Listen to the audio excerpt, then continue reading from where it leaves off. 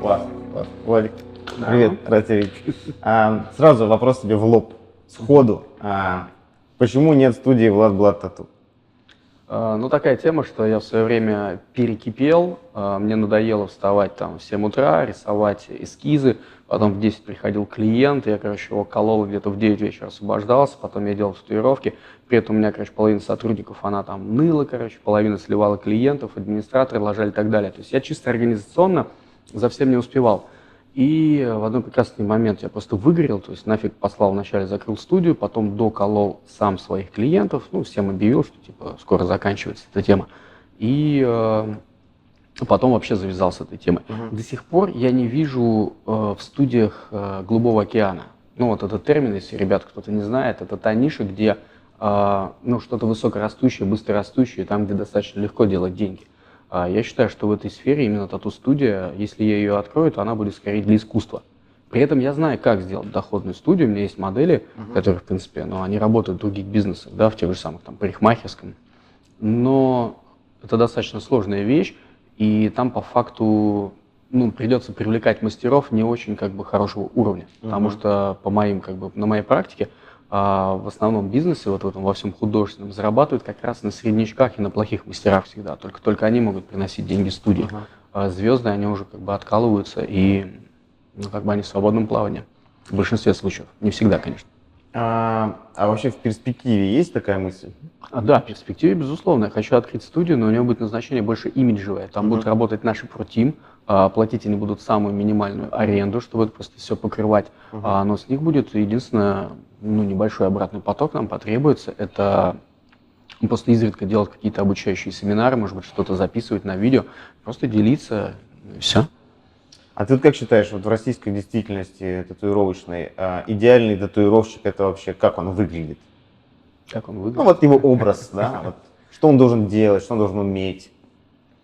В любом случае, смотрите, то есть татуировщик — это любая область, которая производит какой-то продукт, будь то один мастер или компания, то есть там, где на выходе есть продукт, за который дают деньги, там есть определенный бизнес-процесс. То есть, по сути, он состоит из нескольких последовательных шагов. Каждый из этих шагов можно еще разрисовать на огромное количество последовательных шагов. Так вот, по идее, без разницы, то есть это один человек делает или группа людей. Там должны быть такие функции, как распространение, то есть, по сути, реклама. Должна быть функция дальше правильных продаж, чтобы с человеком правильно общались, вели. Как в одной достаточно известной сейчас студии в Москве, там делают как, например, с клиентами. То есть там, если клиент рассказал, что его любимую собачку так-то, так-то зовут, что он там ездит, играет в гольф или чем-то еще занимается, то мастер перед сеансом, он еще раз смотрит в систему, где все это записано, и он обновляет эти данные, чтобы ему было с чем говорить. Человеку это очень приятно, и это просто космос. Так вот, то есть это все относится уже к грамотным продажам. То есть после продаж идет грамотное производство продукта, то есть непосредственно сама татуировка, а это, извините, нужно еще развивать себя как художник, это нужно рисовать непосредственно, при этом общаться с клиентом не как продавец, а как продавец это в начале, когда ты ему уже продал идею. После этого нужно еще с ним общаться как производитель, то есть чтобы утрясти все дополнительные нюансы, обсудить этот эскиз, потом, соответственно, эта татуировка делается, потом еще нужно так повоздействовать на человека, чтобы он не сложал с заживлением. И дальше, собственно говоря, по-хорошему еще вставить контроль качества, когда ты сам же свою работу проверяешь. В идеале потом еще многих клиентов можно ввести. Многие мастера сидят, ноют, что у них нет работы, но на самом деле они могли бы просто созвониться, пообщаться с людьми, списаться. То есть просто я просто на своем опыте, я последние 20 лет наблюдаю, по сути, за тату-студиями, за мастерами, всплывают те, никто офигенно татуирует, всплывают те, кто офигенно общается. И это они правда. Просто сверху плавают. Если они еще офигенно татуируют и офигенно общаются, это просто топчик, друзья. То есть им вообще не надо париться, никакие другие темы. По такой модели, как ты думаешь, кто у нас сейчас в России может такими качествами похвастаться? Студии или личности? На кого ты смотришь? Кто бы тебе был интересен, как татуировщик, естественно? Наверное, отдельный какой-то эталонный продукт то, что я мог бы порекомендовать, я не вижу. Я вижу очень успешные некоторые модели, но есть успешные модели за счет офигенной рекламы, и там работают посредственные очень мастера, они получают сильно ниже, чем 50%, но владельцы этих студий зарабатывают очень много денег. Сами же мастера там тоже довольны, потому что, они посредственные, они не развиваются, их все устраивает, им постоянно обеспечен поток работы. Если ты там с утра до вечера работаешь, ты своих там пару сотен тысяч рублей имеешь. То есть, в принципе, там все довольны. Но это не для амбициозных мастеров. И единственное, что могу сказать, если вы амбициозный мастер, то вам по-любасу надо осваивать общение. Ну, или вам надо стать просто богом татуировки и найти себе того, кто вас будет продюсировать, какого-то менеджера. В другом случае, это все равно вам не гарантирует, что у вас не будет постоянных расстройств. Даже если будете офигенно татуировать, но будете плохо общаться, и не будет того, кто сможет вас продать, вас продвинуть, пообщаться с клиентами, просто вернуть обратно клиентов, повторные там работы и так далее. А ты как считаешь, стоит ли заниматься новичками, обучать их, какие-то курсы, семинары, или хер бы с ними, пускай по старинке, как все мы раньше, на граблях, на каких-то собственных ошибках?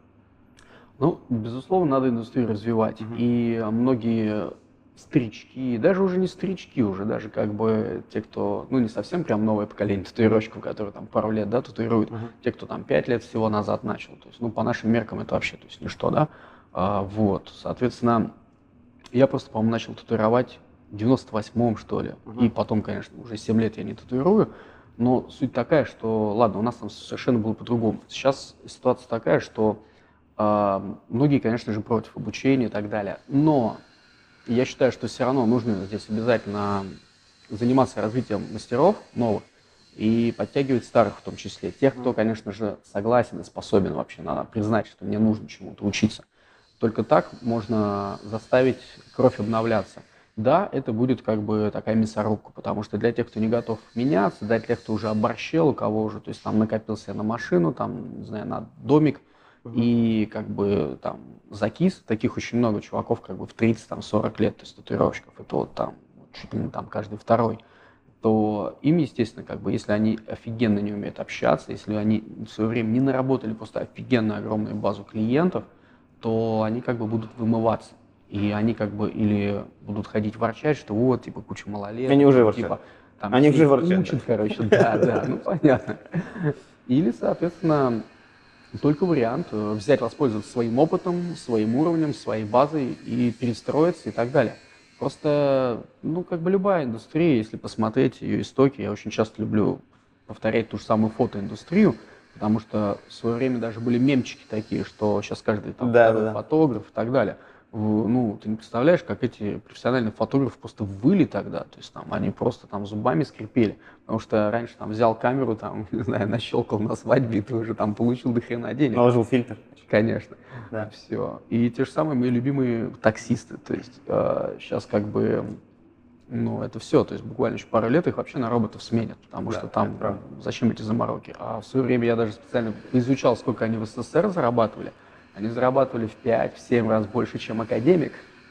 Нормально, блин. Как ты считаешь, старики сейчас, как ты говоришь, гундят на тему того, что молодые, демпингуют цены и это все. Ты к этому как относишься? По сути, это нормально. Те, кто... то есть сам же прекрасно понимаешь, что продукт какой-то, он внесет в себе ценность. И эта ценность, это не какое-то изображение на коже. То есть ребята думают, что это кто-то лучше делает, кто-то хуже и так далее. В голове у клиента совершенно другие вещи. Это то же самое, как обладатель дешевого смартфона, он такой думает на обладателем айфона, что за дурак, сколько он денег за это заплатил, бред. На самом деле действия в голове у потребителя, они совершенно другие. То есть он по каким-то для себя критериям оценивает татуировку. И говоря это про художников, именно про татуировщики, это художники, то они оценивают продукт, это сам человек. То есть что он себя представляет. А что мы себя представляем, как другие по нас судят, по соцсетям. Соответственно, по соцсетям, потому что говорят о нас другие. Соответственно, какой имидж, это и есть часть продукта. Поэтому новички демпингуют. Окей, на то они и новички. Так проблема сейчас в том, как я понимаю, старички уже сейчас демпингуют. Просто потому, что они не могут создать ценности к своему продукту. Это да. И на самом деле, раз такая ситуация, раз у старичков не делают, и они жалуются, что клиент не видит разницы, но на самом деле может быть не такая уж и большая разница с точки зрения старичка тогда. Ну, с точки Для зрения потребителя, клиента. для Да, потребителя. да. И не надо говорить, что потребитель тут что-то там не образован, он не может отличить партак от непартака. Ну, ребята, давайте не будем об этом. То есть сейчас как бы, ну, в моде современное искусство. То есть там другая тема. Это зайдет, не зайдет, имидж художника. То есть там уже не про гиперреализм какой-то, то есть то, что котировалось. Да даже на самом деле взять эпоху Возрождения, там сколько было художников, которые рисовали гиперреалистично, и сколько из них зашло и стало великими, тоже единицы. И почитать достаточно про Леонардо, ну как бы про Микеланджело, про Леонардо. Это чуваки не просто круто что-то делали, они офигенно себя продвигали, они общались с теми, с кем надо было. Без Инстаграма. Да, то есть они без Инстаграма, чуваки, они сделали многих из вас с Инстаграма. Поэтому вам тут все на блюдечке приносят инстаграмщик туда-сюда. Просто загуглите, то есть там личный бренд, как себя продвинуть, как себя продать и так далее. Интересуйтесь не только одной сферой. Или ищите того, кто это сделает за вас. Касаемо современных вот этих всех перемен, да, каких-то изменений, тенденций. Вот сейчас есть формат тату-конвенции. Он вот устоявшийся уже у нас в стране, чуть более или менее устоявшийся в мире, где-то попроще, где-то посложнее, где-то помасштабней. Вот как ты считаешь, будущее тату-конвенции, оно какое вообще? Ну, именно в том формате, что сейчас выживает, ну, я, по крайней мере, не вижу деградации только в Лондоне, лондонской тату-конвенции. Но нельзя как бы судить по таким лидерам мощным. То есть если ты сильно дальше, чем все остальные, если ты по умолчанию номер один, к тебе полюбаться, то есть ты очень долго будешь умирать, как говорится, да?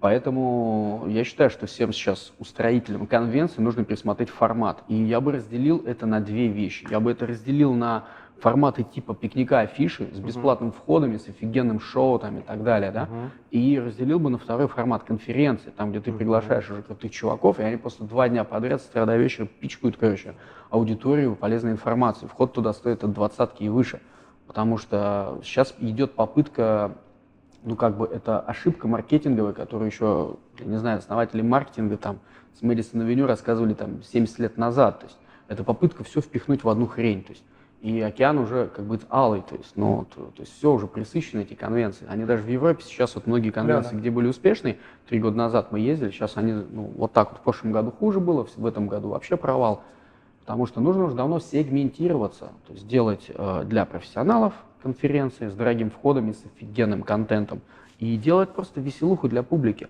Потому что почему как бы публика сырая, она должна ехать хрен знает куда, какие-то там, не знаю, там, ну не знаю, там лазить там по парку Сокольники, искать вот эту тему, платить 1000 рублей там за вход, для того, чтобы там громко орала, музыка, нельзя было поговорить, короче, с мастерами, тут же со сцены кого-то учили, орали и так далее. То есть ребята пытаются просто вот сделать, ну, блюдо такое. Ну, немногим понравится, если вам в ресторане подадут блюдо туда и картошки сразу, короче, то есть и перчика, и, ну, что, компотик сразу фиганут, короче, что ж такое, блин, перчика, и зубной пасты сразу, чувак, почисти зубы после этого, все тебе перемешает, и такие, на, еще заплати за это бабло. Да. Как бы, мне кажется, это однозначно умрет, потому что, ну, это просто не сегментация. Да. Говоря маркетинговым языком, то есть это очень грубая ошибка, то есть они не сегментируют аудиторию. Аудитория давно уже здоровая, и она хочет быть сегментирована. А что вот в современной тату-индустрии вот тебе прямо реально подбешивает? Вот прямо накипело у тебя, что горит пукан, чего? Вот тебе уже нет сил, ты встаешь и думаешь, как же вы заколебали. Братан, она маленькая.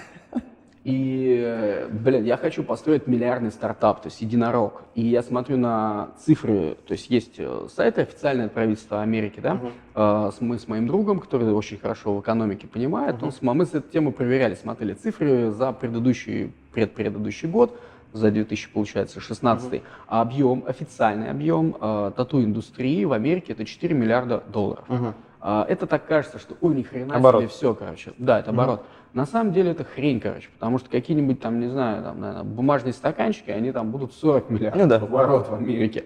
И меня бесит только то, что я, короче, реально, блин, строю, короче, тут компанию, там, развиваю многие вещи, и я делаю действия, которые гораздо сложнее, объемнее, там, умнее, и, ну, как бы реально там надо очень сильно заморачиваться по сравнению с некоторыми моими друзьями-бизнесменами. И отдача в 10 раз меньше, чисто из-за того, что просто маленькая индустрия, да. Но, блин, я, сука, ее люблю, короче. Вот, иначе бы давно бы уже бросил бы, короче, эту тему и пошел бы, не знаю, там, недвижку продавать, еще что-то. То есть у меня сейчас навыков достаточно, чтобы, ну, практически любым бизнесом начать заниматься. подтянуть нужных специалистов, нужных инвесторов и так далее. То есть все это есть. А касаемо коллег, вот ты говоришь, да, которые тоже в индустрии что-то производят, да, мы говорим и про став, и про оборудование, и про какой-то расходник. А вот если я условно, я захотел что-то начать производить, каких мне ошибок избежать на старте? Ну, неважно, крем это, иголки, машинки, все равно. Каких ошибок избежать на старте? Ну, сейчас есть некоторый нюанс. До сих пор очень мало специалистов в нашей области. Именно если с кремом это несложно. То есть я все время, когда запускал компанию, да, которая там парафармацевтическая была, то, по сути, я просто повесил там объявление в нужном месте, где скапливались бизнесмены, что нужен человек из парафармацевтической промышленности. И нашел еще одного компаньона. Вот, это, в принципе, делается несложно. Но если это будет связано с машинками, то тут специалистов их как бы кот наплакал. Единственное, что бы я посоветовал бы, это, по сути, ну, смотря что, например, вот задай, конкретизируй, что ты имеешь. Ну, например, хочу производить иголки, условно. Иголки, да? С иголками тут самое простое. То есть, по сути, это ты едешь в Китай, выискиваешь как бы различных поставщиков, смотришь цена-качество, договариваешься с ними, вот, готовишь где-то $1150, то есть тебе понадобится, ну, примерно так, чтобы нормально утрамбовать склад, чтобы у тебя тут же все не закончилось. Вот. Дальше ты, собственно говоря, ходишь по всем своим друзьям, крутым татуировщикам, мешками им раздаешь бесплатно эти иголки. То же самое по всем остальным лидерам мнений ходишь, мешками раздаешь эти иголки. Важно, чтобы они хорошие были еще, иначе это тоже не зайдет, да? Ну и перед этим, кстати, нужно было сделать исследование, какие еще иголки нужны рынку. Потому что, ну, в чем проблема, да, рынка именно? Вот, чтобы произвести нужный продукт. Соответственно, дальше ты уже с этими мастерами можешь договориться о каком-то, ну, чтобы они были в твоей про-тим. Нужно будет очень мощное продвижение через Инстаграм, и нужен будет хороший оптовый продажник. Потому что оптовики, ну, новые продукты, они, естественно, не купят, им не нужно замораживать деньги. То есть нужно быть готовым им это все отдать на реализацию, и для того, чтобы вы просто, ну, не заморозили, не потеряли деньги, нужно будет еще и вот эту вот всю тему через Инстаграм продвигать. Ну и плюс, ну, как бы с иголками все не так радужно, то есть на них очень низкая маржинальность. Вот даже мы как бы, то есть продаем их недешево, да, но мы их производим достаточно, как бы, ну, самые премиальные заказываем иголки у нашего производителя.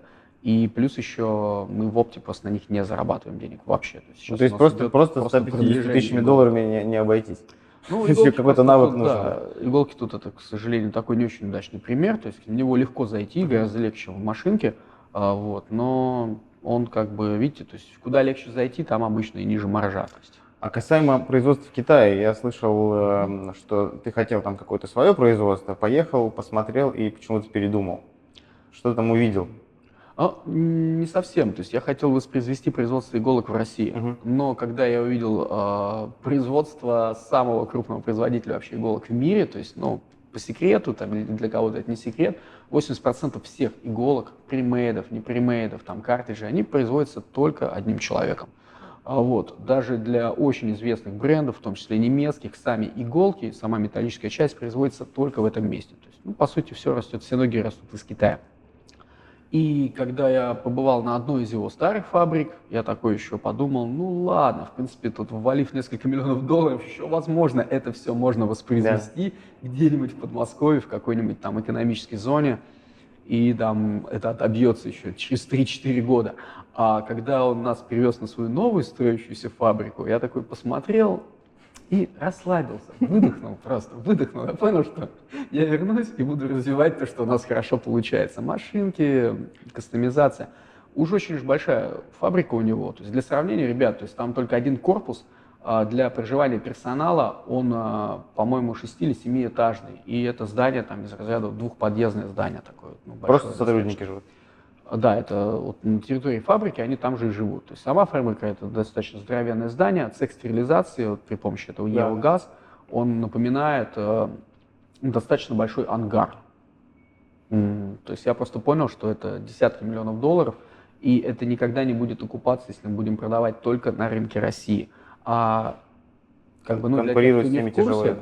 Да. То есть, ну, понятно, мы если здесь такое построим, мы выбьем вообще всех, да, то есть, но проблема в том, что это никогда не окупится только на Россию. А из России экспортировать, ну, ребят, я пока не нашел легкого способа. Пока что, к сожалению, легального легкого способа. То есть я большой противник вот этой вот либеральной песни о том, что в России все плохо, то есть я считаю, что у нас вообще все офигенно. Но с экспортом почему-то у нас еще до сих пор есть какие-то, ну, глюки, то есть, по сути, мне страна препятствует к тому, чтобы я экспортировал, то есть продавал из России, деньги шли в Россию, и я здесь с них полностью легально платил налоги. Касаемо новых продуктов, смотри, в свое время, там, да и сейчас, да, вы что-то новое придумывали, там, зачем-то успевали, что-то не успевали, кто-то вас обгонял, кто-то в чем-то вы были там новаторами. Чем удивишь дальше? Ну вот ты или компания, это что-то новое, что сейчас, может быть, секрет или там, да, какой-то инсайт какой-то, может быть, у тебя есть. Ну тут я чуть-чуть сначала начну.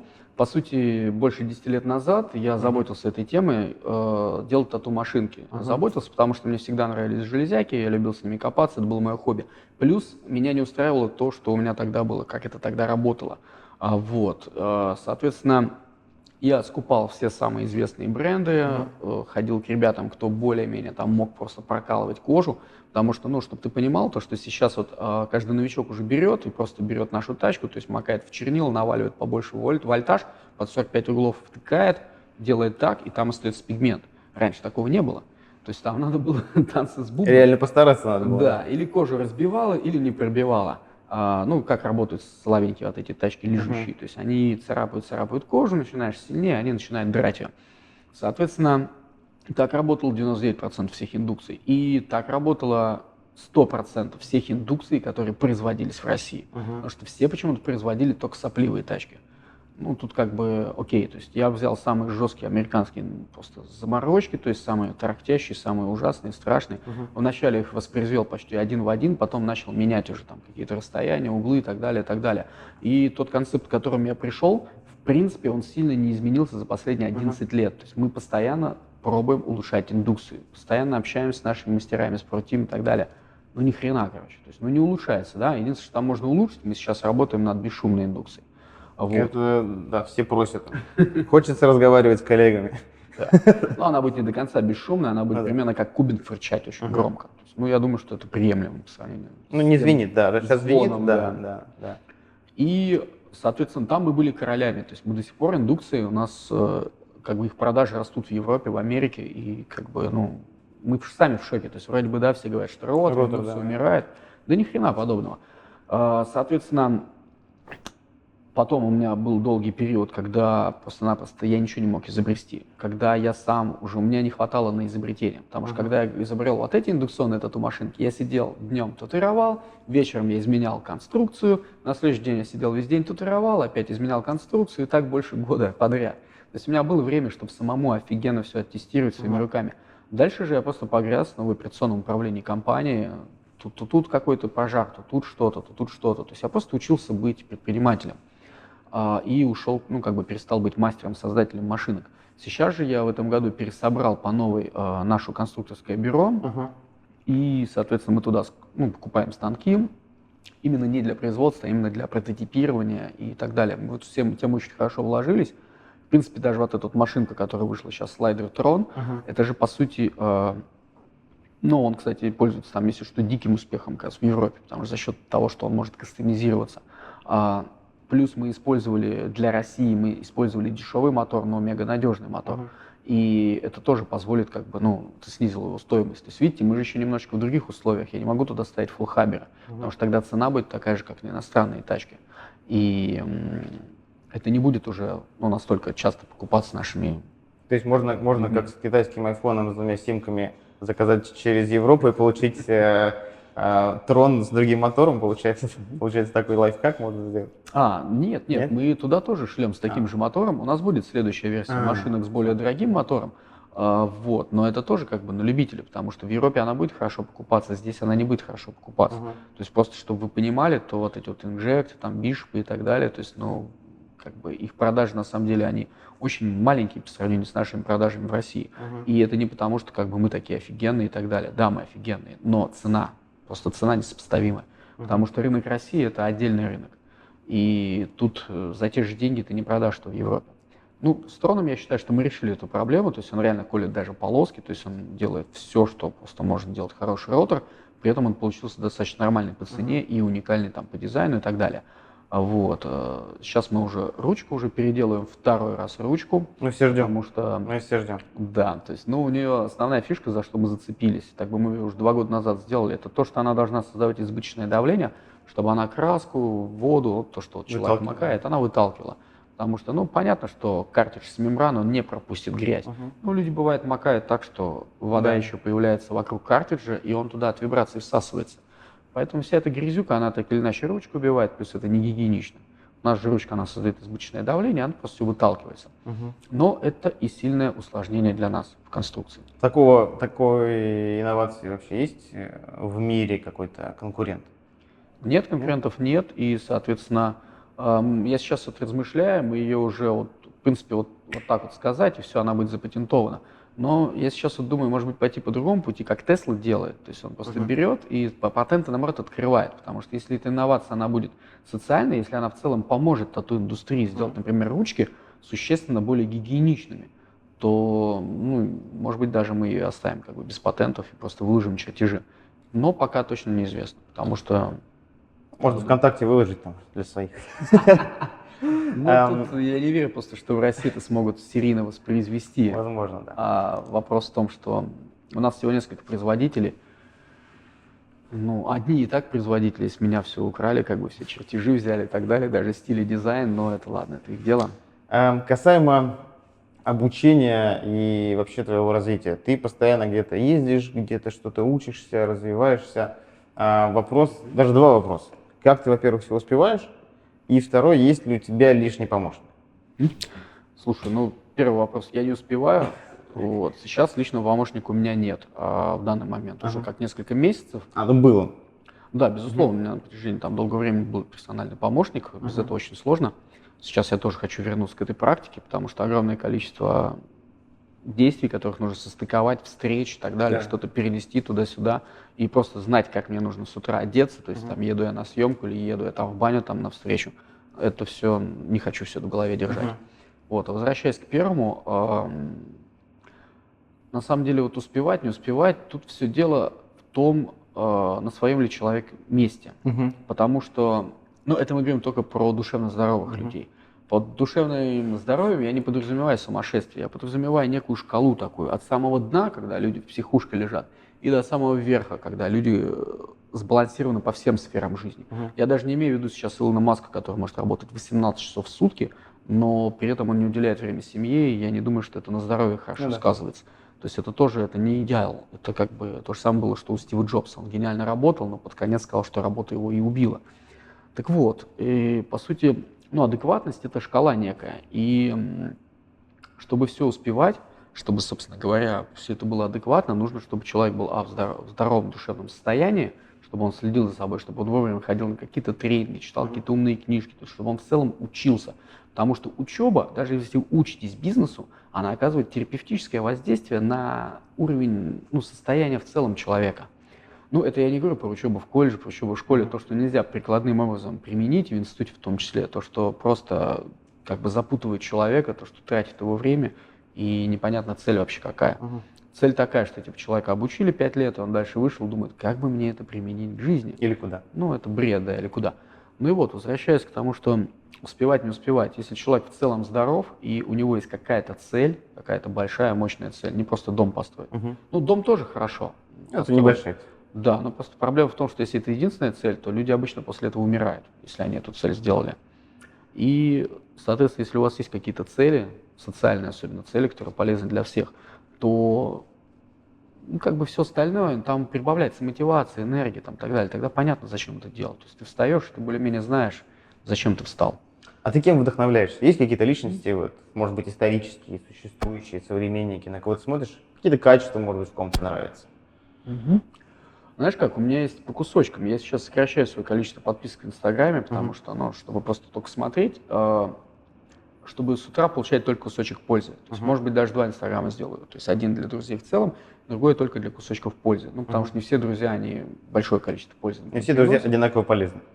Да, но в том числе, ну, в то же время, как бы, нельзя разрывать связи, то есть, с друзьями. И какой-то друг, он может быть... Например, у меня много друзей-татуировщиков, то есть мне не полезны их посты про с татуировками сами по себе. Сами люди это офигенные, то есть я с ними общаюсь, там, заряжаюсь, то есть классно провожу время. Вот. И, соответственно, кем я вдохновляюсь? Сейчас я беру по кусочку от всех.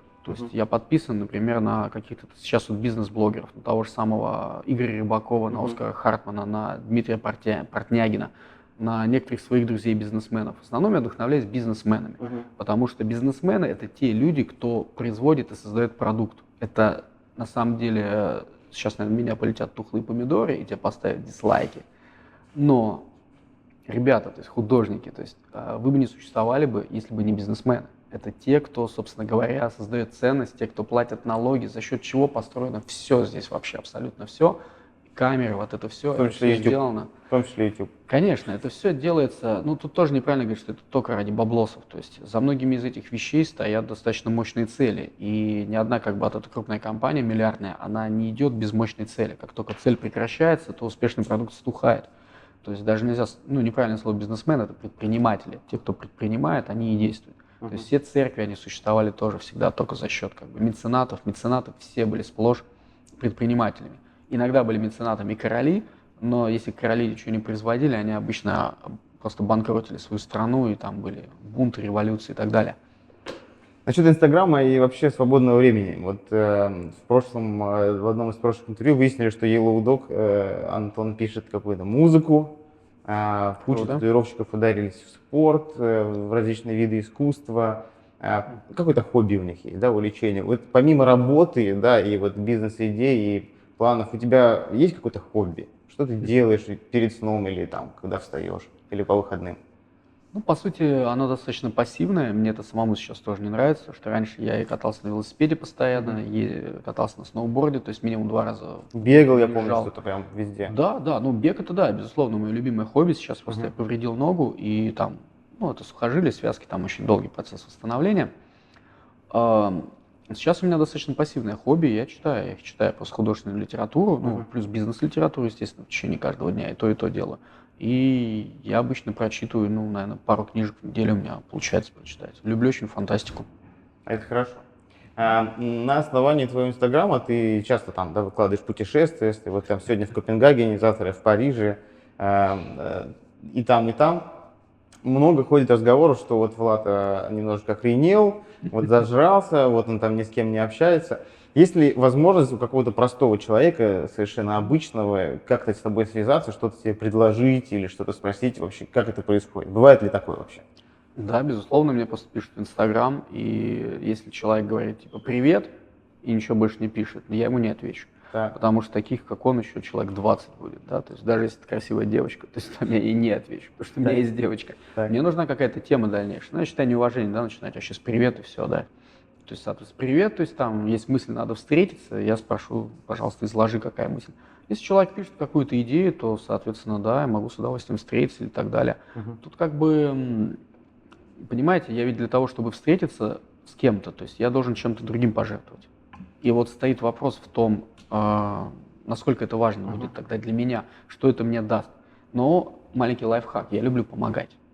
И если у человека не те вопросы, которые можно нагуглить, а какие-то, просто интересные вопросы, то я с удовольствием с ним встречусь, позавтракаю и просто расскажу совершенно бесплатно какие-то, то есть свое видение на эту ситуацию. Но проблема в том, что обычно люди задают те вопросы, которые можно просто нагуглить.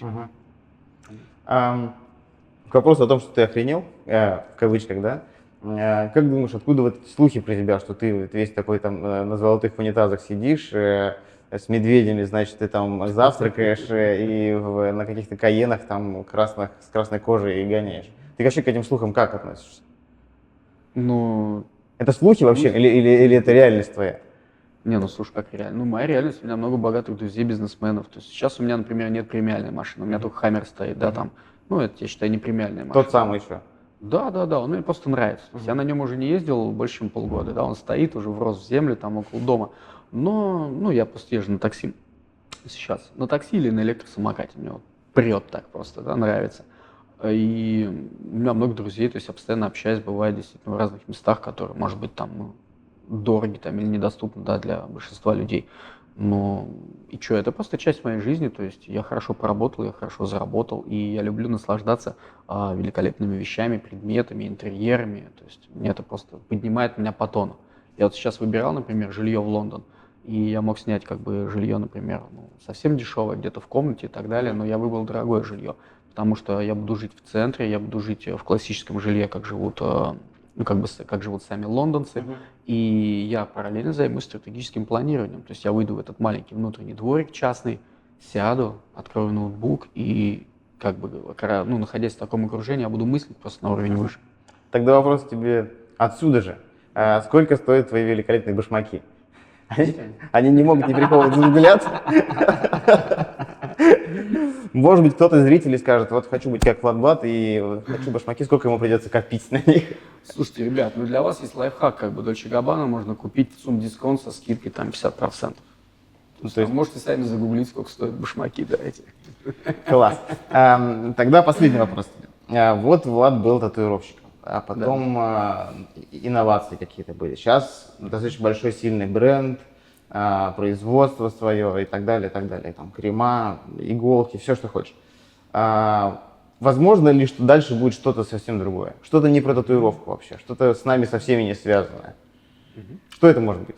Да, я сейчас готовлюсь к тому, чтобы сделать как бы глобальное обучение вообще в целом людей, потому что такая тема, что я вижу то, что большинство людей, они в целом вообще потеряны.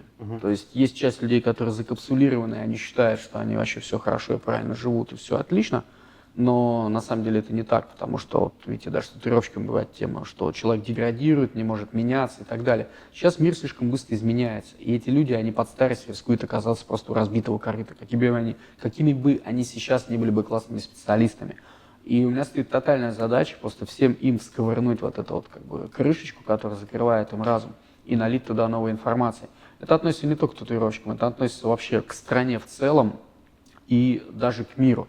То есть, по сути, я бы хотел бы стать неким мотивационным, наводящим спикером, который бы просто вначале, он бы активировал людей, даже те, которые, типа, у меня все хорошо, да, дальше бы он помогал им найти все-таки направление в жизни, и не такое, что я, типа, буду скупать, как бы, там, материальные предметы, мне это нравится, меня это вдохновляет и так далее. На самом деле, ребята, эта вещь, она конечная, то есть она не вдохновляет. Вдохновляет все равно всегда, когда ты развиваешь нечто более крупное, когда ты делаешь пользу какую-то или всему живому вообще, или хотя бы человечеству, или хотя бы, то есть, какой-то группе людей, то есть из разряда там, ну, стране нашей. Так вот, просто актуализировать вот эти вот вещи, вот эти цели у людей, и дальше их направлять, просто помогать их куда-то направлять какими-то просто бытовыми вещами, потому что на самом деле у жизни есть законы, и в принципе эти законы, их можно просто изучить, и это уже облегчит жизнь значительному количеству людей. Это все в целом, оно уберет кучу вот этих вот искажений, то есть, ну, кучу всяких искажений, то, что в обществе сейчас, ну, реально общество сейчас не очень здоровое в целом, если судить. Знаешь, что, ну, не мной придуманная истина, что человек, который достиг какой-то гармонии, одухотворения собственного, да, своих каких-то, свои нормализовал внутренние устои, он уже готов помогать другим. Я вижу, что ты во многом уже достиг своей гармонии. Я рад, что ты хочешь нам всем помочь, кого-то мотивировать, кого-то зарядить. Я уверен, что это видео, сегодняшнее интервью вообще уже кого-то замотивировало. Возможно, какие-то вопросы в голове зародились, может быть, ответы. Я тебя благодарю. Спасибо, Влад. Очень классно мы беседовали. Спасибо тебе. Да, рад, что все классно прошло. Удачи, ребята. Меняйтесь, взрывайте этот мир. Супер, класс. Без воды, мне нравится. Отлично.